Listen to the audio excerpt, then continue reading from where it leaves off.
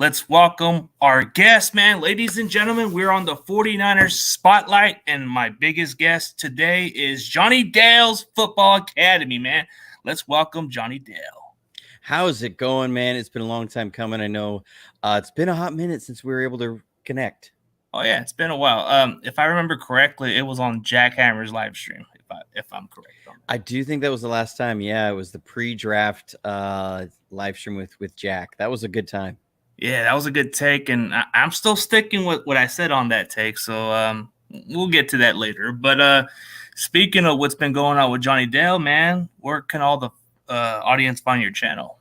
So they can find me on YouTube at Jonnydel's Football Academy. You can even just Google it. If you just Google Johnny Dell's Football Academy, I'll be the first thing that pops up. You can also find me on Twitter at Johnny Dells, and those are the two places you're going to see me most frequently. Trying to get a little bit more on Facebook and the Instagram. I'm just, it's hard managing all these different social media sites and things and all the different places. But those are the two places that people can find me most for content. If you're following me on either one of those, you will be able to see all the live shows that pop up, and then plus all the game reviews that will be coming this season. Oh, yeah. You do some breakdowns, which is pretty interesting. And then I've seen a lot of your other guests as of recently. So I've been kind of coming here and there, and I see you get some great guests, man. I think the last guest I checked you out with was that one guy who does QBs in the Central Valley, which his name is Greg or something. Greg Pinelli, yeah, he's a quarterback coach from the Central Valley. He used to work at the University of Oregon under Chip Kelly and their quarterback department. He's most known for he's been Josh Allen's quarterback coach for a number of years and works with a lot of upcoming prospects and college guys, some pro guys. I believe it was Tyler Hunley, I believe was one of his quarterbacks as well. So a guy that knows a lot about the quarterback position. Oh, yeah, definitely. It's very interesting. But speaking of the quarterbacks, I mean, I know this is a topic that's not going to die at this point. So what's your thoughts on this quarterback situation? Man, my thoughts on the 49ers quarterback situation is that that's just the way of being a 49ers fan, right? We have not talked about the quarterback position in some way for 30 plus years since Steve Young took over for Joe Montana. It's been who's the quarterback, the right fit in there. I mean, you had Steve Young winning his first Super Bowl, well, really only Super Bowl, but is the Super Bowl in '94 with people still talking about how it was a mistake to trade Joe Montana. You have the litany of quarterbacks that we went through, from Jeff Garcia to Ken Dorsey to Sean Hill to Alex Smith, all the different things. Alex Smith is the #1 overall pick, and his career through to Alex Smith and Kaepernick, and then Jimmy G, and then Trey Lance, and now Brock Purdy. And it just seems like no matter what, we always have a place to talk about 49ers quarterbacks. And for me, I will be where I've been for pretty much the last 6 months, or really I'd say year, which is whoever is playing under center for the 49ers, I'm really okay with. And I don't mean that in just I give up sort of position. It's more I look at their quarterback room and the state of the team, and I can't be upset with any of these guys playing, because I feel like no matter who we have there, the team will be competitive at minimum. And, when you look at what the team did with Brock Purdy, Jimmy G into Brock Purdy last season, that really once you were able to bring in Christian McCaffrey, and the quarterback really just became, don't do too much. That's really all we need you to do, is make a few throws a game. We won 12 games straight. We did not lose until we didn't have a quarterback. That was the only thing that held the team back. They won 12 games straight, and I think there's no reason to look at this team this year and say it's not going to be the same sort of situation. So whether it's Brock Purdy that's in there, great. If it's Trey Lance in there, fantastic. If it's Sam Darnold, I have some concerns, but I still think this team can win a lot of games, even with Sam Darnold playing like Sam Darnold has played over the years. I think that this team allows a quarterback to, all he has to do is distribute the ball, and needs to make a few good reads a game and let the running game work for you. Let guys who are great with the ball in their hands work for you. Let the coach work for you, and this will be a competitive team in the top tiers of the NFL. Yeah, I mean, I feel like with McCaffrey, when we got him in that trade, I think it made our offense a lot better despite who the quarterback is. But I mean, we got three good problems at the position, so I don't think we have to go through that quarterback chaos once again. I mean, whoever the guy is, whether it's Trey, which I'm hoping he improves better, but like you said, if Brock Purdy's fully clear and can play the same way he once did, then that's cool. But if Sam Darnold becomes that one player that resurrects his career, then cool. But I just at the end of the day, man, we just want that sixth Super Bowl. So it don't matter who starts at quarterback. And I'm getting tired of just these fan base dividing over which side to pick. I just want whoever gives us the best chance to win. 100%. You know, I push back a little bit on the argument that says that we need more production from the quarterback position.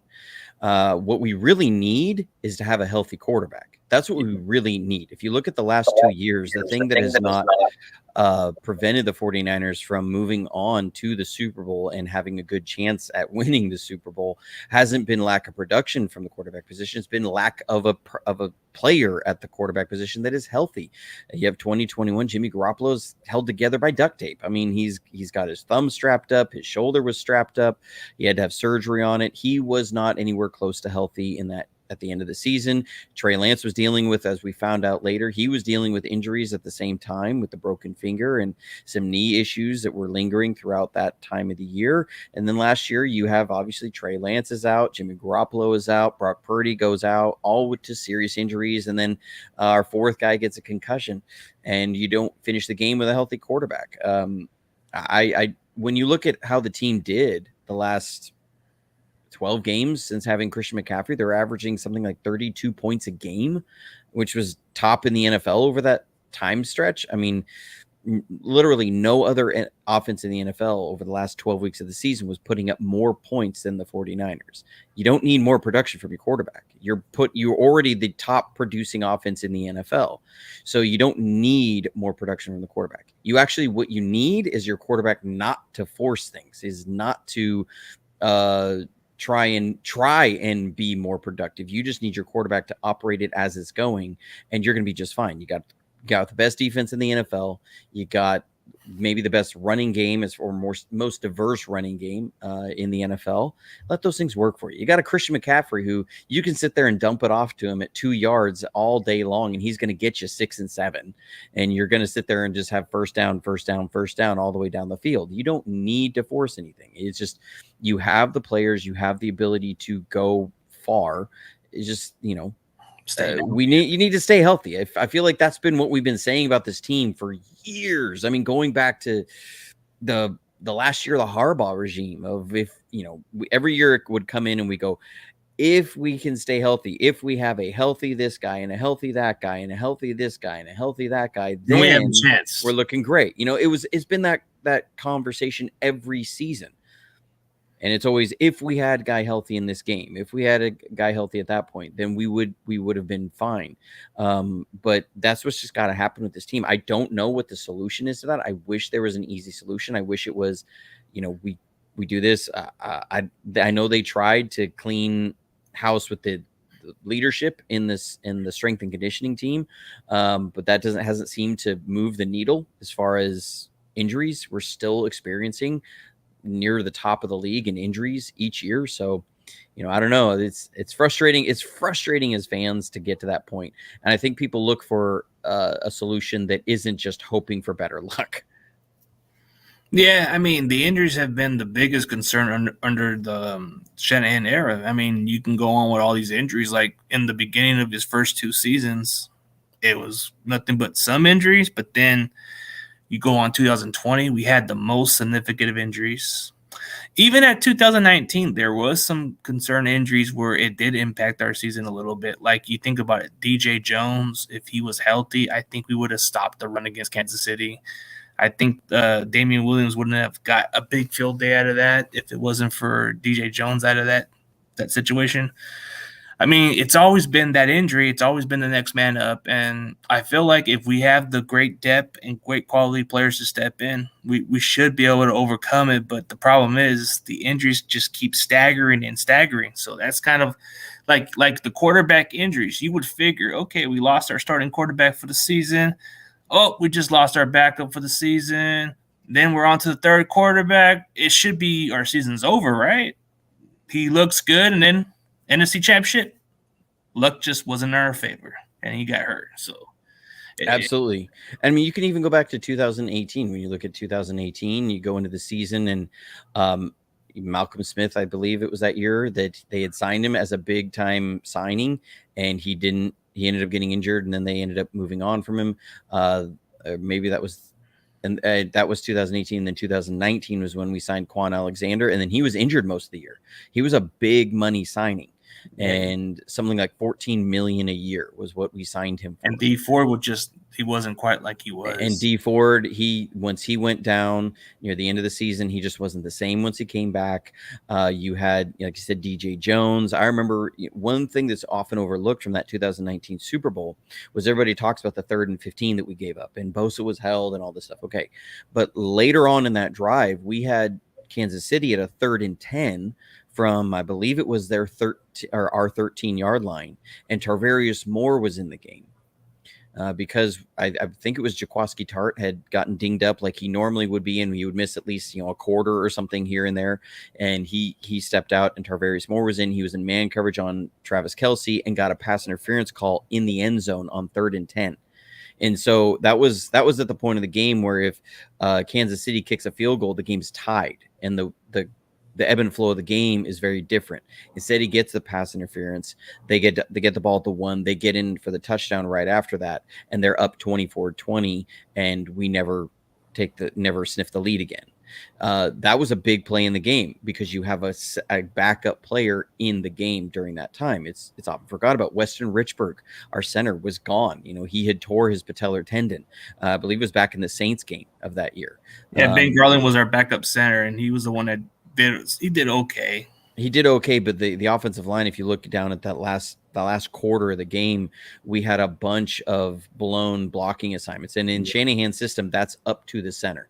The center is supposed to be communicating the protection calls and where the line slides and things like that. And there was just guys coming through unblocked, and you have problems in picking up who's going to pick up the backside linebacker, which is something that is a mic in our system is a mic designation, which is given by the center to in the run game of where the backside guard, who he's going to pick up. And we missed some blocks, some very key blocks that could have been very big explosive runs in that last quarter of the Super Bowl, that there was obviously a miscommunication in the mic designation.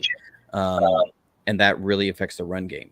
And so it's injuries in 2020, obviously. And then 2021, we had so many. Mike McGlinchey was out.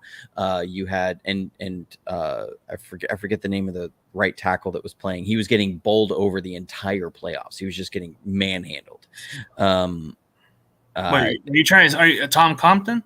Yes, Tom Compton. Tom Compton was, I remember that Packers game. Compton was getting just steamrolled back into the pocket almost every single play. Rashawn Gary was just manhandling him the entire game. And then you had Trent Williams was on one leg. There's just issues of injuries on top of injuries throughout all sorts of 2021. And then 2022, obviously we know about a lot of the injuries that happened during the season. It just felt like, again, you're going down the same road of 5 weeks into the year, you were literally down 7 starters, something like that. That's hard to sustain success when you have those kind of injuries. And so when I look at the 49ers team this year, on paper, we should be in the Super Bowl. We really should. The depth and the quality of this team across the board, defense and offense, it should be a Super Bowl team, but it's going to come down to health. And I hate the fact that you're sitting here going, I hope we can just stay healthy. And maybe just the PTSD, of season after season of getting derailed by injuries. And it's like we get used to this crap, to be honest. I mean, like, I'm always like thinking second guess, like, man, we better avoid this quarterback issue because it's going to become the season, when it came down to the NFC Championship game, man, that was just a disaster. The ship was sinking right off the bat. It was pretty much you take down, how like when you play chess, if you take down the king, it's over. Yeah. Or if somebody loses their queen early in chess, that's the most valuable piece. Yeah. And it's really hard to do anything. It was like our queen just fell right off the board.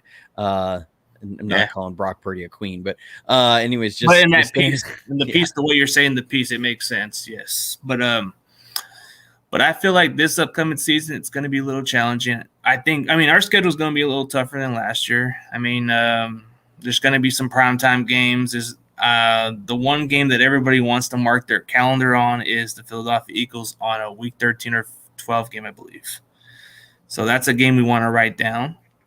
Hopefully it becomes a rivalry. I like the idea of it being a rivalry, but it needs to be consistent playoff matchups. So we got to see that. Yeah, and that game will most likely have implications on where the NFC Championship game is held. Yeah. It's hard when you look around the NFC to see a team that I think can really push the 49ers for that number one spot. Are we saying that Dallas is going to be fighting for the number one spot? Dallas always tends to be Dallas, and since Jerry Jones has owned them, and find a way to snatch defeat from the jaws of victory. And so I can't believe in them being there at the number one spot. They're going to be 4 or 5 somewhere in there. The Seahawks look like they've been doing some things, but they're going to have to go through San Francisco to get that, and I don't think they've done enough to overtake San Francisco. I just hope our secondaries can hold up on those wide receivers, man. They got that kid from Ohio State, man. That's going to be a tough matchup. Yeah, at the same point, you got their offensive line has to hold up against our defensive line to let Geno Smith throw the ball. And, as we saw in the second half in the playoffs, that just was not going to happen. And I don't think they've done enough on defense to really shore up against this offense. I think when I look at the matchup of their offense versus our defense and our offense versus their defense, I don't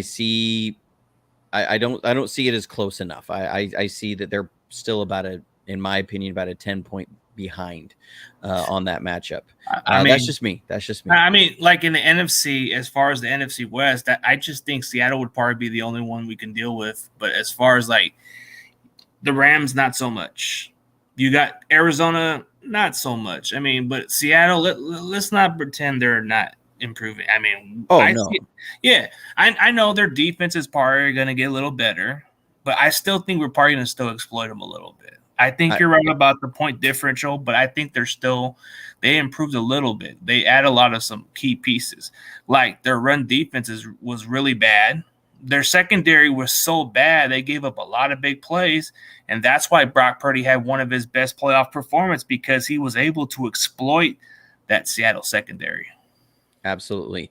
And I don't think Seattle's done enough up front on the defensive line to really that's where I don't see them being able to hold up I can understand that. long term, and especially in that linebacker core and that I know they brought Bobby Wagner back, but I just don't think he's anywhere close to the same player. To the same guy. But he brings leadership, and that's all it is. But for Seattle, like, we were able to play well against Geno. So I don't know. It's Russell Wilson that's on the Niners. So I think let's put that to rest. I think if Geno is as good as he is, but he can't look good against us, then maybe we got the edge. Some people can say, hey, Geno's a damn good quarterback. Well, maybe against certain teams he is, but not against my Niners. I don't know. Against our Niners, we make him look like the old Geno. And when you look at the NFC North, I don't see anybody in the North that is competing with Aaron Rodgers out of Green Bay. I just don't see. I don't see a team there that's going to be nipping at San Francisco's heels. I just don't. And the NFC South is a mess. I think they're a big bag of meh. I think if you were to describe the NFC South, that's just what it is. It's a giant bag of meh. It's not terrible. It's not amazing. Yeah. I mean, are they Arizona bad? Nobody in the NFC South is Arizona bad. They got to be a little better. But if you look at the NFC North, I think the Detroit Lions will at least be a decent team. I think they would be the team to take that division. I don't know about Minnesota. If their defense can get better, then maybe. But Chicago, everybody's hyping them to be really good. I'm not buying into the Chicago Bears hype until otherwise. I don't think Justin Fields is the real deal. No disrespect. But you're giving him Yeah. weapons. You're going to give him weapons. So let's see what he can do. But I don't think they're going to win this division. I think it's going to come down to Detroit. I think you're right. It's going to come down to Detroit, which Detroit's also facing some issues because their players apparently can't figure out that you're not supposed to bet on your own games. So, but they play hard for Campbell, man. That dude Campbell knows how to get everybody on point, man. They do. I think that's why everybody really wants to believe in Detroit, is because you see how much the players fight with him, and I think that game against the Packers in the week 17. Sunday night, they didn't have anything to play for, and they simply played for Dan Campbell because he said, you have got to win. We must ruin these guys' season.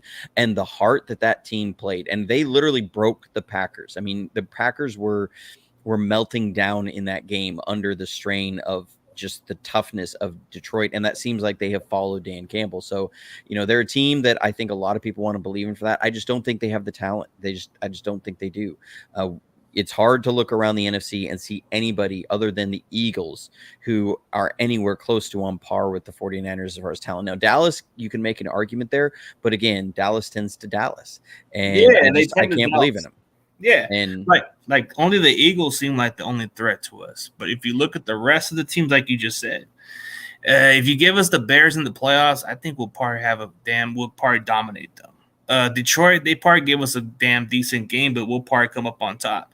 We play Seattle again. It's probably going to be a difficult test to beat them third time again. It'd be interesting to just to go 2 straight seasons with beating them 6 times. That'd be kind of intriguing.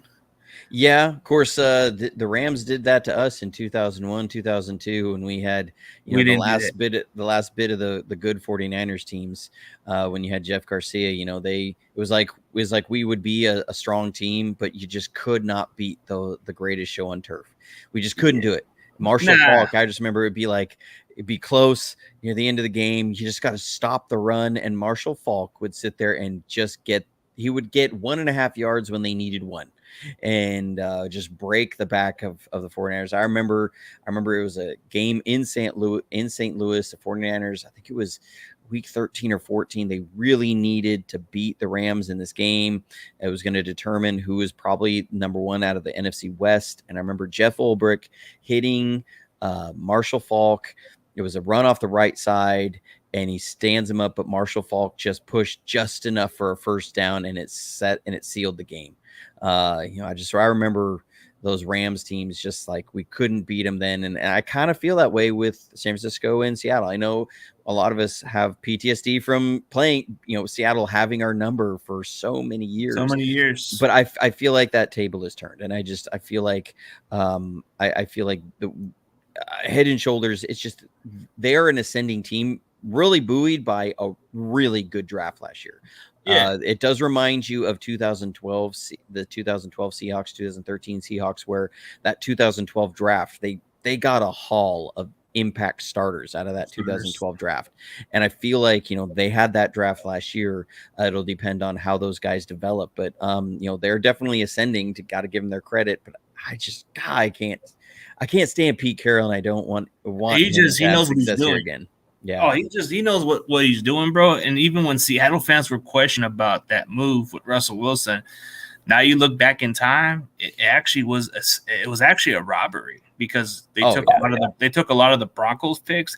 They got 2 of the Denver Bronco players, and they still got a foundation. But if you look at the rest of the NFC West, what do the Rams scare us about? I don't think they scare us as much. I mean, before I would say they're going to give us a tough fight, but it seems like we always tend to tame them down, Well, I think it's the Aaron Donald effect, is that when you have a team that has had some star power there over the years, you have Cooper Kupp, you have Matt Stafford, who, has got one of the best arms in the NFL. He just does. Matt Stafford's problem has always been sometimes his functioning between his throat, where the ball releases, and his left shoulder tends to has some dysfunction there. That somewhere in this area something goes wrong, and he does something to really put his team in a bind. But he has one of the best arms in the NFL. He's got one of probably the best route running receiver in the NFL in Cooper Kupp, a guy that can also do a lot of things with the ball in his hands. They have Aaron Donald, former defensive player of the year, who has been a wrecking ball for a lot of teams. They have guys that you worry about, that you're going to, right. You're guys that you're going to circle and game plan around. But as we know, and an NFL game is decided by 22 players, not 3. So I don't think they have enough who is going to be their linebackers to play behind Aaron Donald and stop the run? I don't think they have anything of quality there. When you look at their secondary, I think it's okay. It's not great. When you look at their offensive line, I think it's a big bag of. I think a work in progress would be a nice way to put it. I think calling their offensive line a work in progress is kind of like saying that the Carolina Panthers' offense last year was a work in progress. It's a mess. It's a situation where they're hoping that guys that otherwise don't really have a reason to feel optimistic about are going to play really well. They're going to be their production out of the running back position. That's a big question mark. We don't know. So I just look around the team and I go, okay, who's going to be their real edge rusher to pair with Aaron Donald? I don't see anybody there that's really going to be like moving the needle for them. The Rams are a team that I think are going to be just good enough to hurt themselves. What I mean is that they're going to. What's up, Kali? Kali, a great guy out there. If you don't follow him on Twitter, you need to follow him on Twitter. He has me on Twitter. I love his stuff. I'm meaning if anybody watching the show, if they're not following him on Twitter, you need to follow Kali. Oh, he's on my Twitter follower. I mean, every now and then he might pop into the comments, but yeah, he's awesome.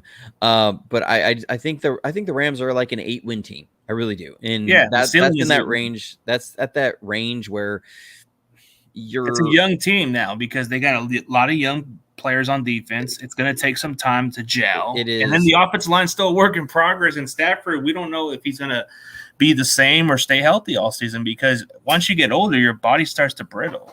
Yeah, and I think at that 8-win team, you don't end up getting a high enough draft pick to really build you immediately. Mm-hmm. You don't end up. They have been a little cash strapped, so I don't think they can go out and sign some free agents like they've done in the past to really build back quickly. You're on a time frame with Matt Stafford. He's not going to be playing forever. I don't think he's going to be playing in the NFL in 4 years. I just don't. So what's their process going to look like? They just cleaned house with a bunch of their coaching staff. So they're going to be working through a lot of positions of who's going to be handling what duties during the week and figuring that out and gelling as a coaching staff. This is a rebuilding year for them. They don't want to call it that, but it is. So, but I think they're talented enough where they're going to win enough games to where they won't really, it's kind of like you don't lose right. They're going to lose enough games to where they aren't able to make noise, but they're not going to win enough to be excited about. I think they're just going to end up getting themselves stuck in mediocrity for a little while. Maybe that's me underestimating the Rams, but that's how I feel about them. I think in a way you have to look at it this way. It's a young team at this point. You got only just some of the veterans, and it's like, no hate on Jake Alaboga, bro. I know he seems too optimistic about the Rams in some ways, but Jake's my guy, but I'm gonna be straight up honest, bro. You guys are still in some change, so it might take some time. But I mean, I say 8 wins is actually a lot better than what you guys expect to be. I mean, if you guys can win 8 games and maybe there's a promising in the right direction, maybe you can intrigue free agents to come here the next following season, because sometimes that team that has this amount of wins, it can intrigue some free agents to want to come over here. Yeah. Yeah, and I mean, you do have the draw that they won a Super Bowl recently, and so they need to reload on some pieces, and they can do it. But I don't know. I don't I don't see a clear pathway for them. It's kind of like when it was almost a blessing in disguise in 2018 when Jimmy G went down with his ACL. I think that team was expected to make more noise than they probably would have. I think that team was more like an 8 or 9 win team, the 2018 team. That's if Jerick McKinnon stays healthy. Remember, that was a He couldn't huge stay deal. healthy. That was a huge blow to Shanahan's offense that, we're seeing that we saw that last season with what he envisioned for Jerick McKinnon with what he was using for Christian McCaffrey. And Shanahan has talked about that he went into scramble mode because remember, Jerick McKinnon tore his ACL like 3 days before the season opener in walkthroughs.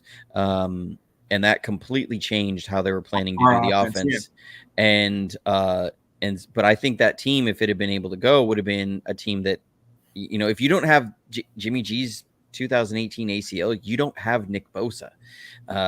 Jimmy G's ACL going in 2018 was one of the best things that ever happened for this team. I mean, that sounds crazy. It sounds. I mean, it's. I guess you could say the curse was a blessing in some ways. I mean, because of the injury, yeah. But yeah, I mean, and it got you Nick Bosa, maybe the best defensive player in the league. I think he's the best defensive player in the league. I think he just is with his impact on the game. And so, I don't, unless that happens for the Rams this year, unless they have some sort of horrible injury that causes them to tank and get a really, really high end draft pick, I don't see that way for them to have that 2018 to 2019 jump that the 49ers made. I just don't see it. The 49ers got that because of the unfortunate injury to Jimmy Garoppolo that turned out to be thank you for Nick Bosa. And Nick Bosa has been a huge reason why we've been to 3 out of the last 4 NFC Championship games. And he's been a difference maker for that defensive line. So it's like I'm more intrigued on what kind of contract we're going to give this kid. I mean, he's already going to get a big-time contract. I don't think he's going anywhere else. So. No, and I think it's been a situation of, some have wondered if he has been waiting for some of the market to kind of figure itself out and set where the limits are going to be. I don't think that's necessarily where it's going to be. He's going to be shooting for a little bit more than what Aaron Donald got. He's going to be looking at that $35 to $36 million contract. He just is. I think it's similar to the Debo situation that was happening last year, which is the 49ers are in no rush. They are in no rush to get this done. They're going to get it on a deal where they will not be absolutely screwed if he has some sort of horrible injury and is gone. That's what this deal is going to be about. They're going to set it up to where he's still taken care of, but that they will be able to get out from under that at a certain point, that it's not going to just mess them up for the next 5 years.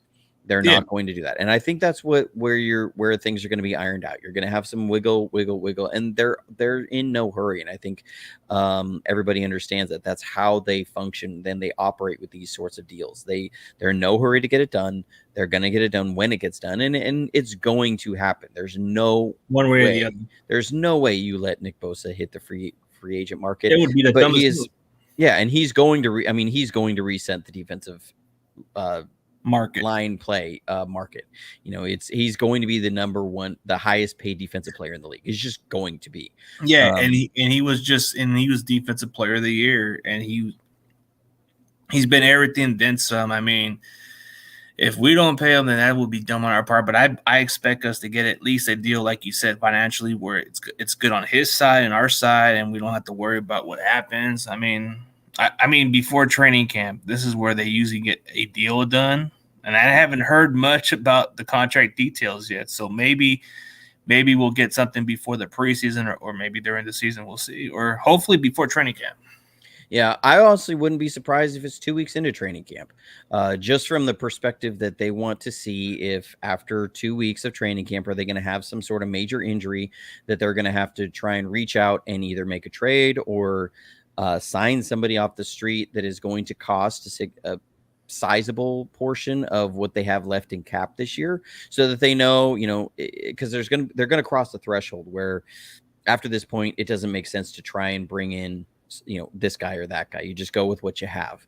I think they might want to see what they have in Drake Jackson or some of these other guys in training camp, start to see that and go, okay, if something happens, we feel good with who we have already.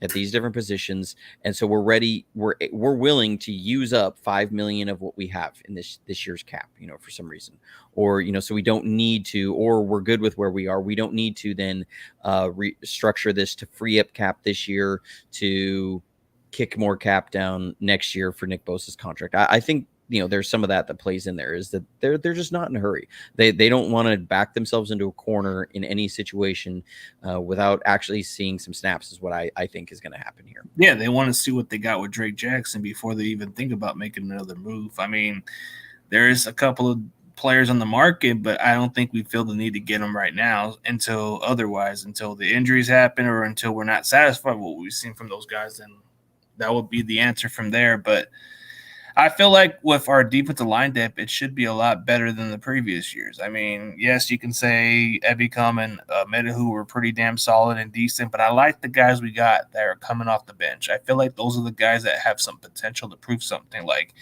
you look at Colin Farrell underperforming with the Raiders. I think with a change of scenery, he might look a lot better than he's ever did with the Raiders. Look at Arden Key, for example.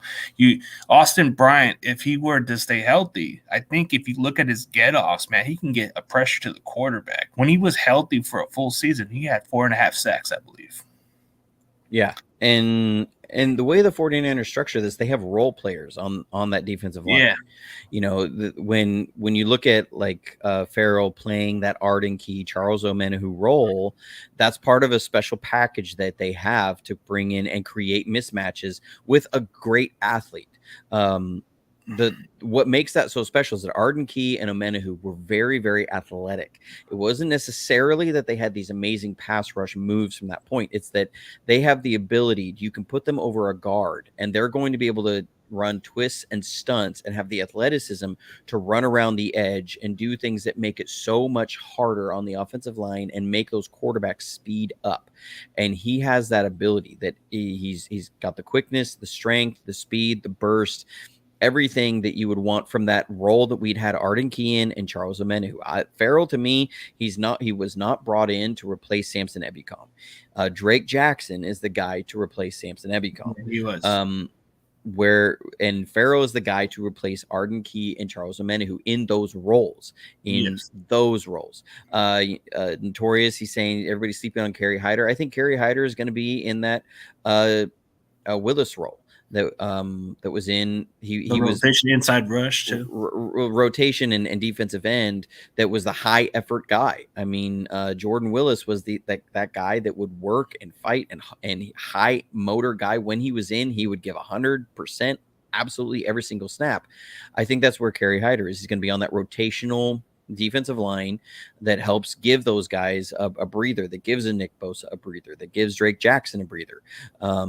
And a very, very solid player who can be productive and has a very valuable role, even if it is a secondary role. Oh, yeah, dude. Especially the way we had those guys in quality depth overall. I mean, I think if we're looking at this year's secondary, it's going to be a lot better than what we saw last year or the previous years before, because I remember I remember 2 seasons ago, we had to go through Josh Norman and having – Abby Thomas looked like a breakout player, but then he just faded away.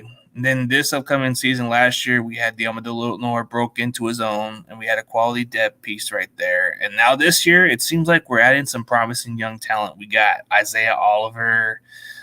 We got quite a few guys, Darrell Luter. And then I like this kid from Texas that we got undrafted. I think he might surprise people. And Yeah, I think that we are set up well in the secondary. The question does become what happens with Ambry Thomas. Does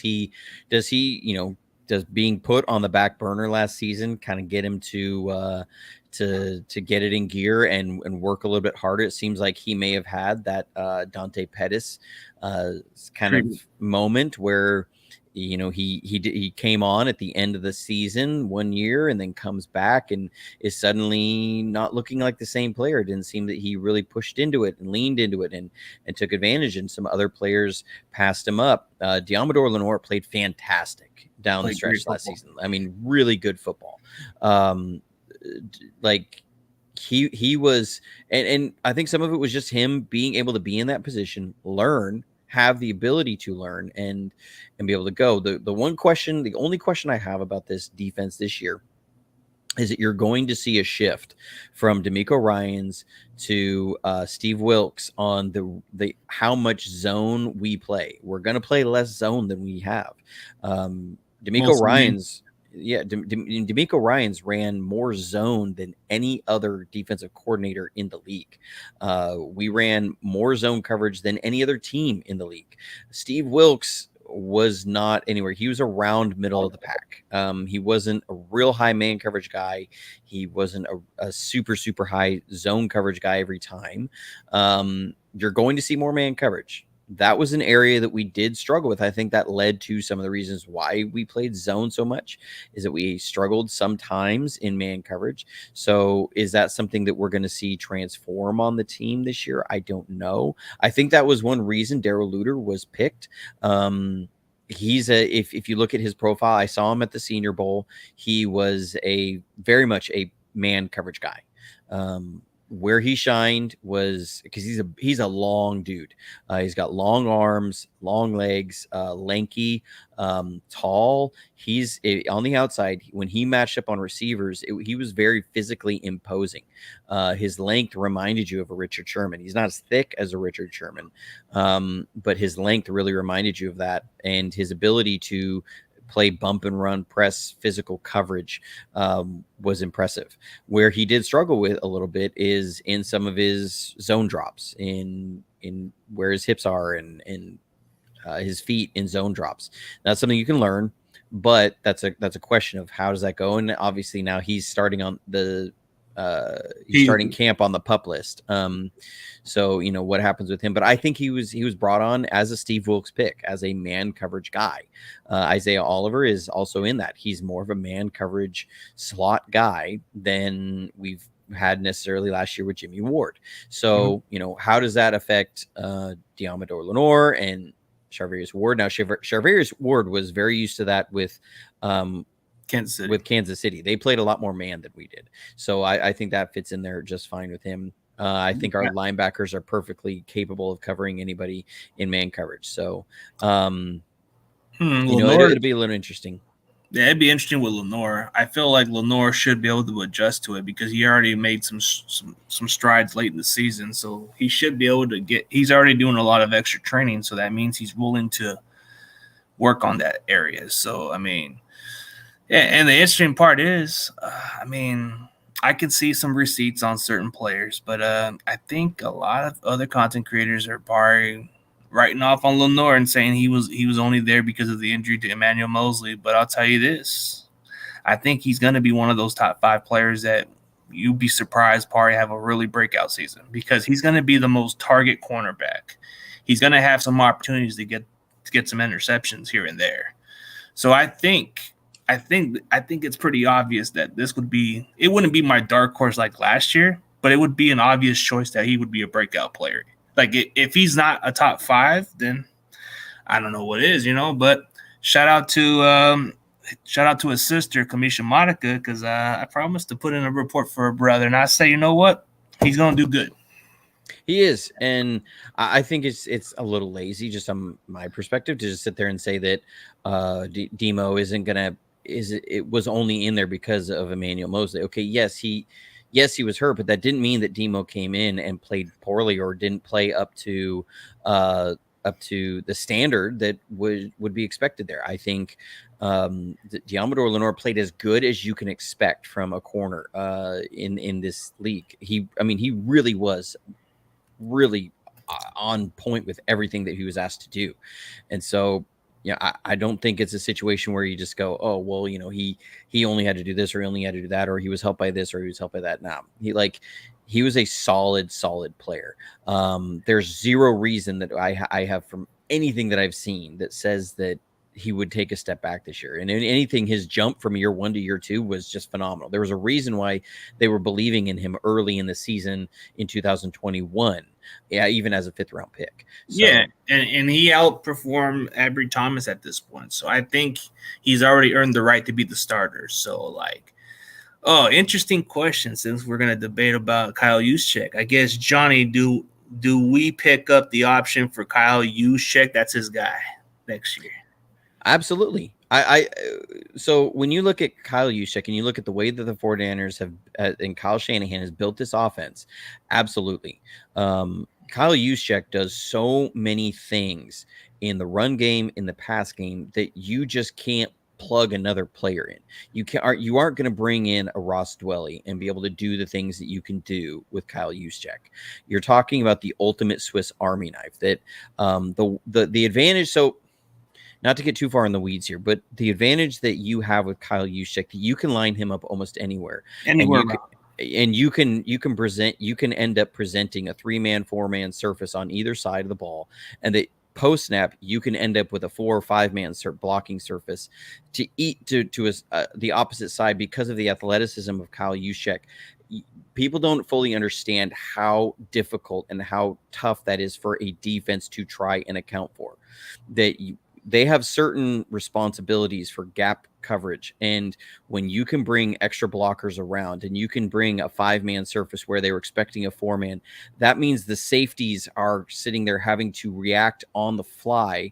And that opens up the opportunities for play action passing that you otherwise would not get. That the only way that you can keep it from being explosive plays deep down the field is that you have to let linebackers be the ones who take up those responsibilities. And that means those deep crossers are going to be open all day long. Think back to the Seattle game in the playoffs. Those crossing routes were open all day long.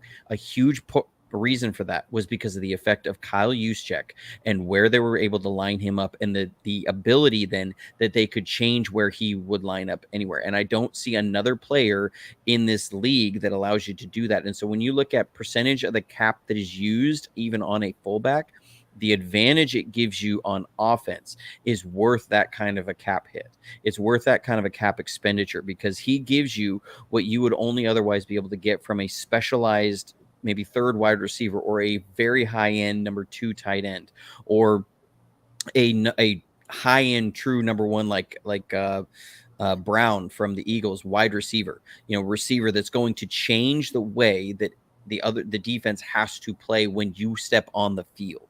That is what Kyle Juszczyk brings, and it's not noticed by a lot of fans. It's not noticed because he's not getting the numbers in the pass game. He's not getting the numbers in the run game or anything, but there's an effect he has, and you can see it, especially when he motions about what that causes on the defense and allows things in the game plan. And I think when you look at Kyle's offense as a whole, he loves players like Kyle Juszczyk. He absolutely loves them.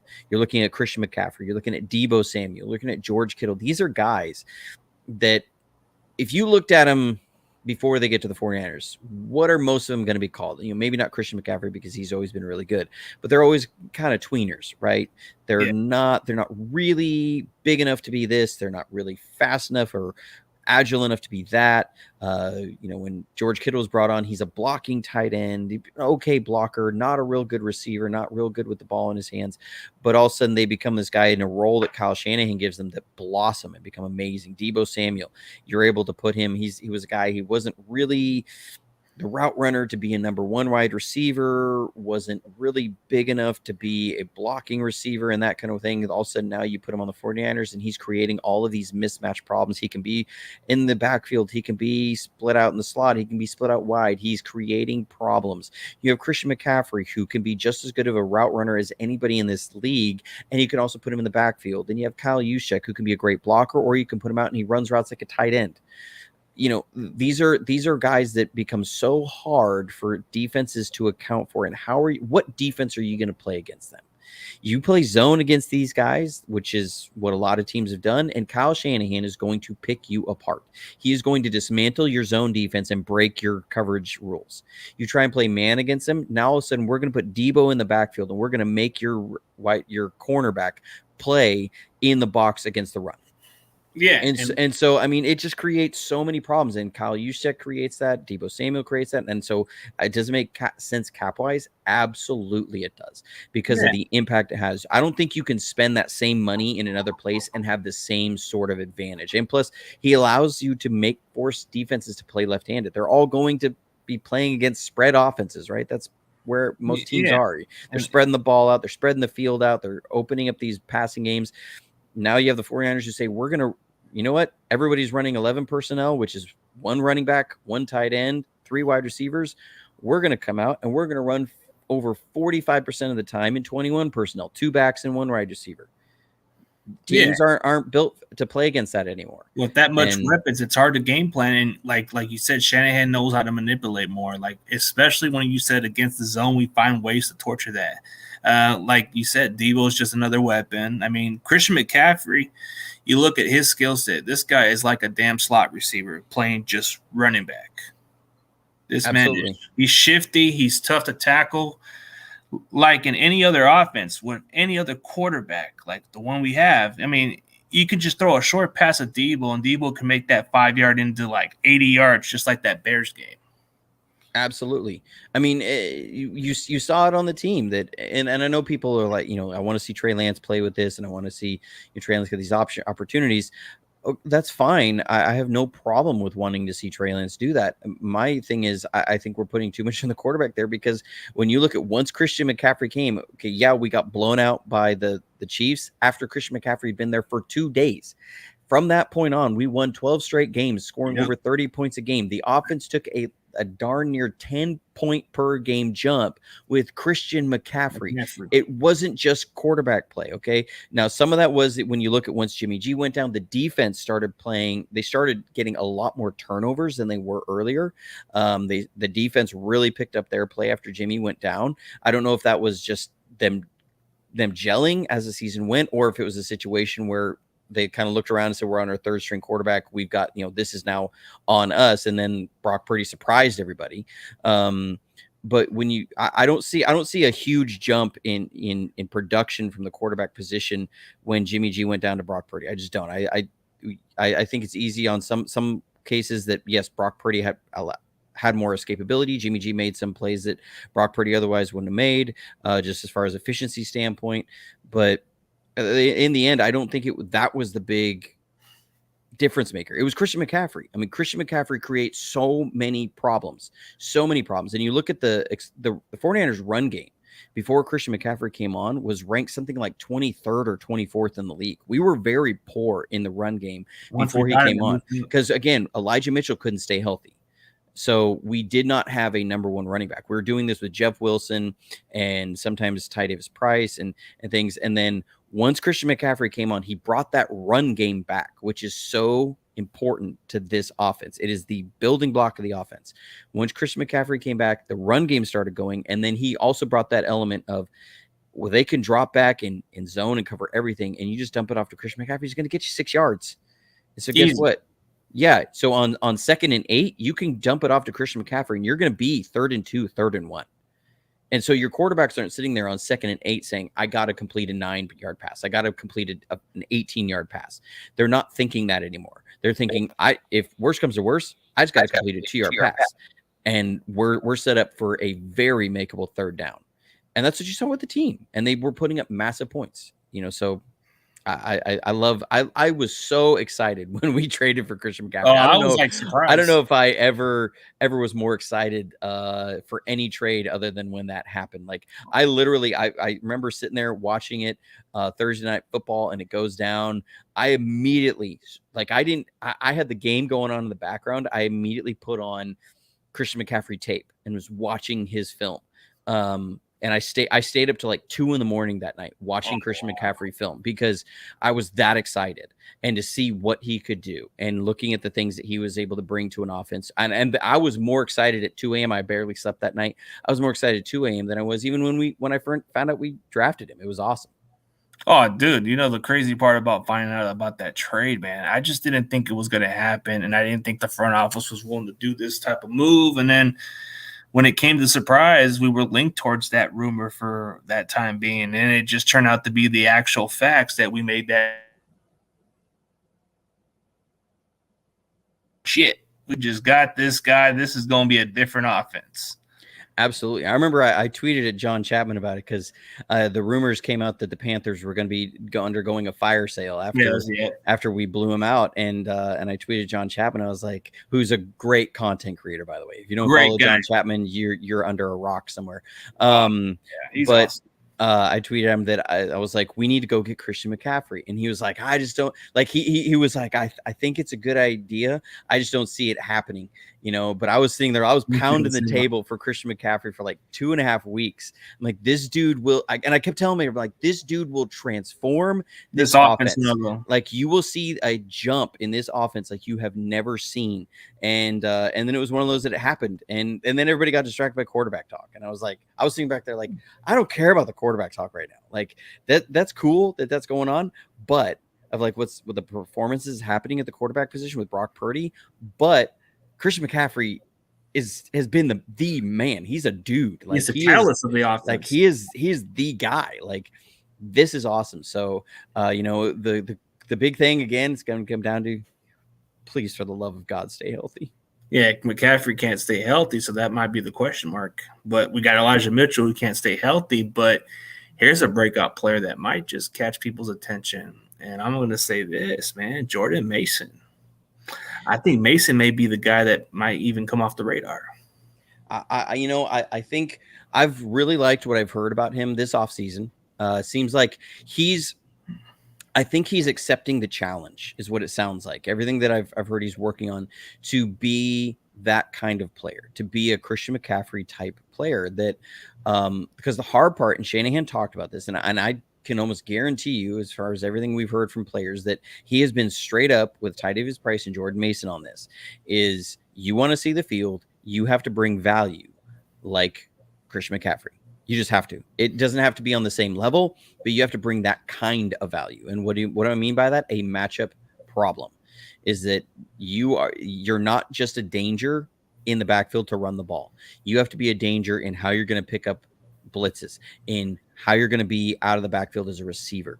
Because the problem that Christian McCaffrey creates for you as an offense or as a defense is you have zero weighting. Is this going to be a pass or is this going to be a run? And if it's a pass, I have to make sure that I have somebody on Christian McCaffrey because he can do some things with the ball in his hand. And he's a really good route runner. I can't just say I got a linebacker on him and if he picks up 4 yards, okay, I'll deal with that. You can't do that with Christian McCaffrey. You have to have a better plan than that, or else he's going to make it an 8, 9, 10-yard pass, and they're going to eat you alive. So if you're Jordan Mason, you're sitting here saying, and I'm Kyle Shanahan, I'm going, I don't want to take Christian McCaffrey off the field because suddenly – if I'm the opposing defense, Christian McCaffrey goes off the field, Jordan Mason comes on. Am I nearly as worried about Jordan Mason out of the backfield as a receiver as I am with Christian McCaffrey? No. Now, I still have to make sure that I'm on my P's and Q's in the run game, but you have to have that with Christian McCaffrey as well. But there's one less thing you have to worry about. So I think for Jordan Mason, it's coming down to, can you at least, you don't have to be on Christian McCaffrey's level as a route runner. I mean, that's unrealistic expectations for any running back, I think, in this league, other than Christian McCaffrey or maybe like a Saquon Barkley, but which should be getting paid, by the way. But it comes down to, you have to bring the same sort. It can't be uneven. It can't be as imbalanced. You have to bring up this side of the game so that when I bring Christian McCaffrey out, this doesn't just signal to the defense, okay, you pretty much are going to either worry about our receivers or run game. Like you have to be able to keep that kind of threat against the defense if Christian McCaffrey goes off the field. And I think Jordan Mason has accepted that challenge. And you see the things he's working on. He's the guy I'm excited about as far as bringing a different flavor of what can happen when he's there, that you're not looking at that. He's going to allow Christian McCaffrey to stay a little bit more fresh.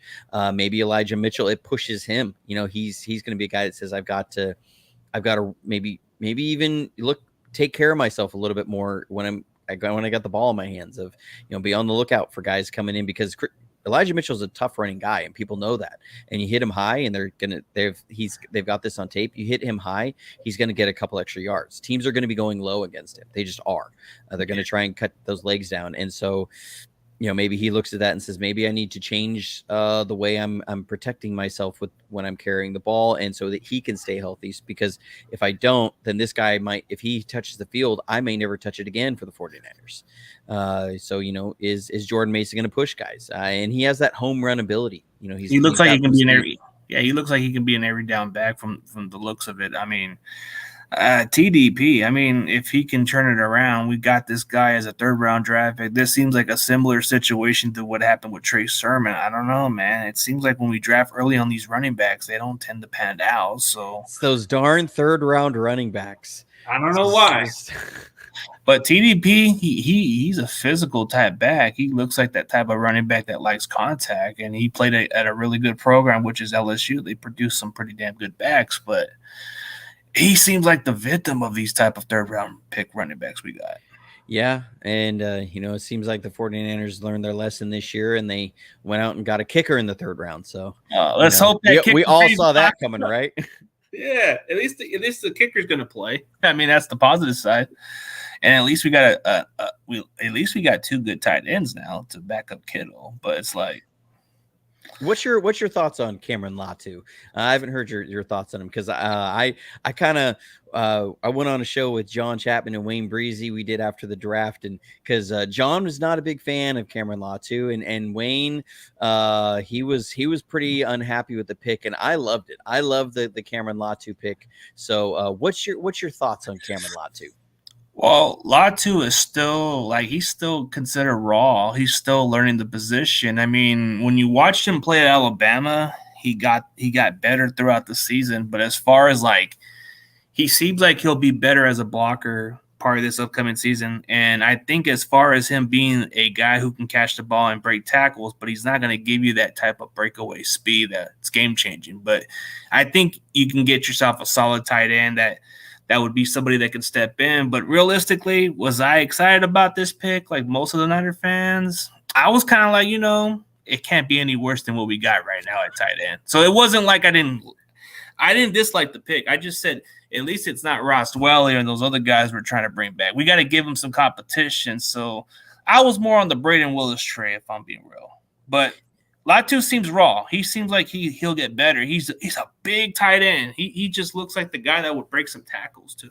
He's got a big frame. Now he doesn't break a lot of tackles. He at least he didn't in Alabama. I think you nailed it. Is that he's raw, and I think they have a very specific role that they're going to want him in, and they will try and mold him into a guy for that role. I think he has the measurables for what they want in that role, in that he's got a frame and he's got the tenacity, he's got the mindset. And I think when you look at the 49ers, that's something that is huge for them that we don't normally talk about.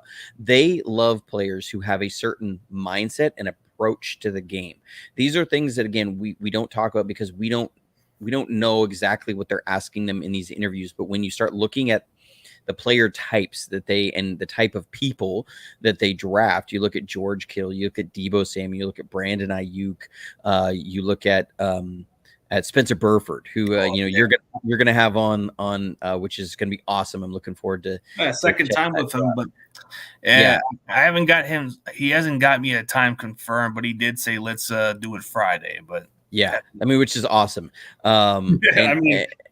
And like they have this, they're I mean, I hate this term because it's overused so much, but people, they're dogs, like these are guys that they're gonna fight. They have just a desire to just whoop somebody's rear and block and drive somebody into the ground and fight and initiate contact. And these are tough fighting kind of guys, and you see them pick these kind of people. Corners, they look for corners that are going to come up and make physical tackles. Charvarius Ward had like one of the lowest missed tackle rates in the league last year. That was a big reason they liked him as a free agent, is because they asked their corners to get in and play the run.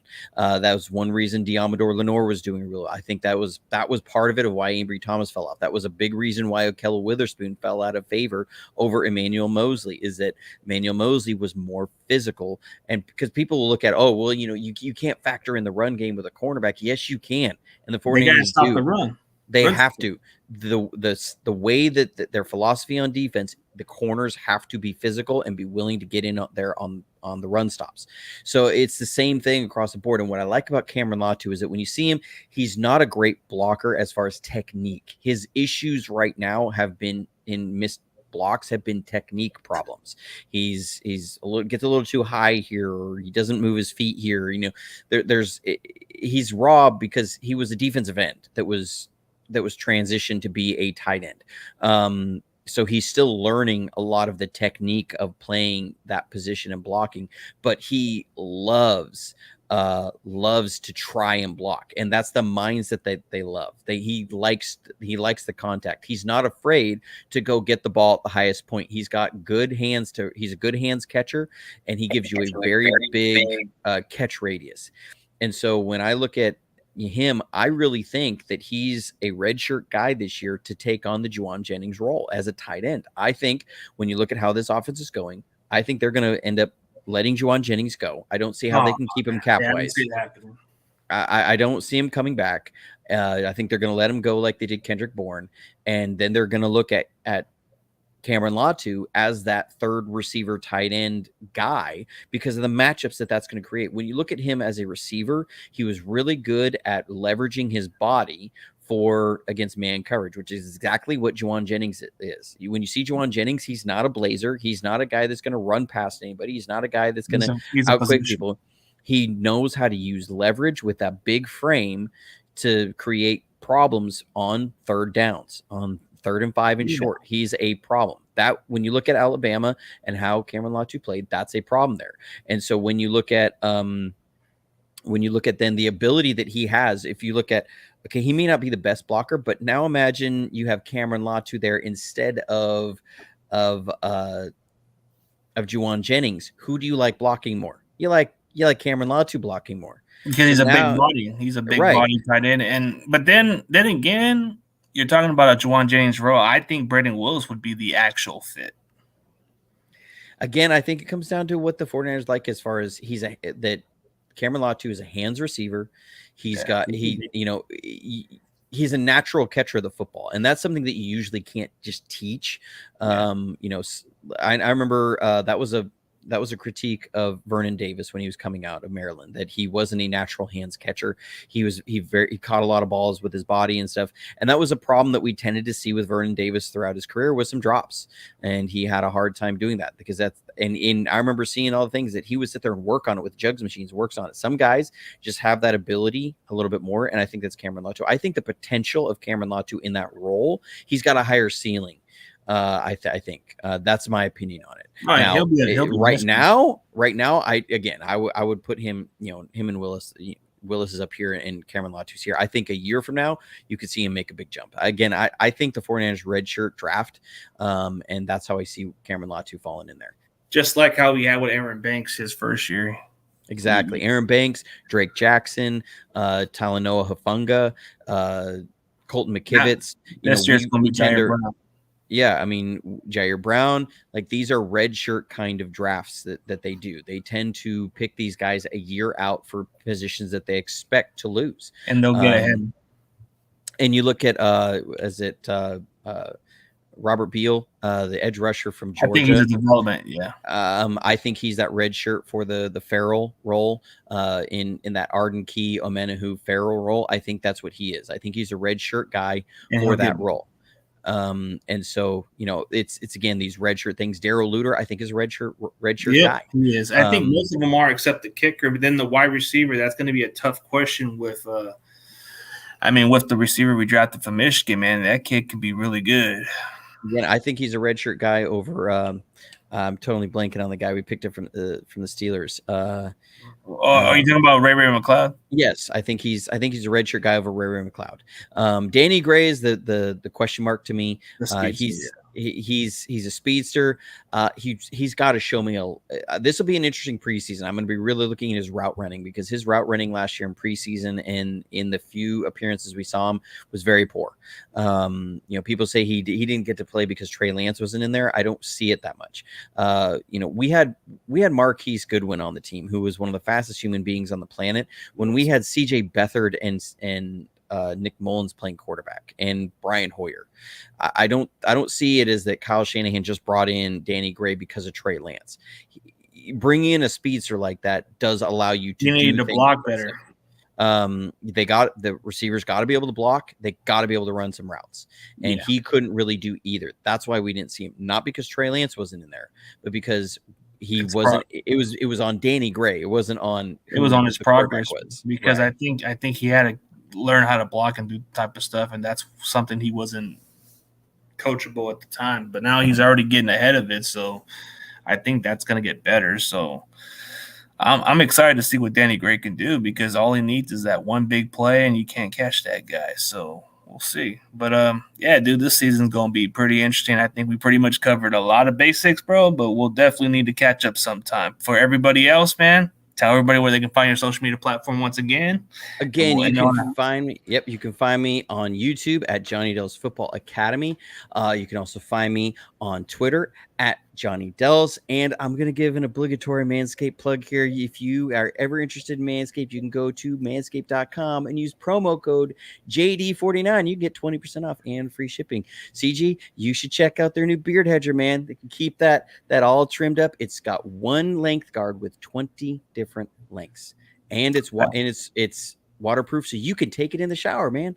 None of that hair. Yeah, none of that hair exploding everywhere all over your bathroom vanity, and you're worried. You're like, am I going to clean this up?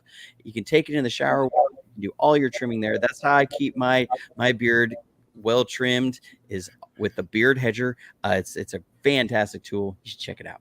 Oh, for sure. And thank you guys for tuning in. Me and Johnny Dell Football Academy is out. Yo.